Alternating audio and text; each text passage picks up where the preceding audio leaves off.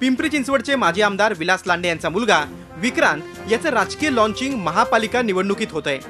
त्यासाठी भोसरीमधल्या प्रभाग क्रमांक 8 मध्ये त्यांनी तयारी सुरू केली आहे। पण याच प्रभागात भाजपचे लॅपटॉप मॅन शहराध्यक्ष लक्ष्मण जगतापांचा ब्रेन म्हणून काम करत असलेले भाजप सरचिटणीस सारंग कामतेकर निवडणुकीची तयारी करतायत। त्यामुळे संपूर्ण शहराचं या लढतीकडे लक्ष लागलंय। तुम्ही जे म्हणाले लॅपटॉप मॅन, त्यांचं फक्त लॅपटॉपवरतीच नाव आहे।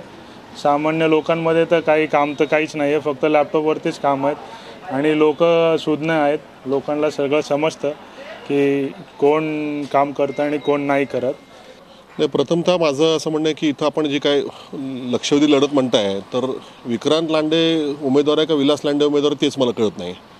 कारण की प्रचारामध्ये विक्रांत लांडे दिसत नाही, विलास लांडे दिसतात आहेत। त्यामुळे त्यांची जे काय आमदार खासदार व्हायची जी काय त्यांची जी काय पायरी होती त्यांचा पराभव झाल्यानंतर ते राहिलं, तर आता त्यांना नगरसेवक व्हायचं असेल आणि नगरसेवक होण्यासाठी ते आता मुलाकरवी हा प्रचार करतायत असं एकदम जाणवत आहे।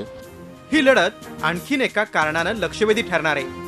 विलास लांडे हे लक्ष्मण जगताप यांचे जवळचे मित्र आहेत, तर सारंग कामतेकर त्यांचा सध्याचा ब्रेन। आता या लढतीत ते काय भूमिका घेणार हे पाहणं रंजक ठरेल। एकूणच काय तर शहरातली ही सर्वाधिक रंजक अशी ही लढाई आहे।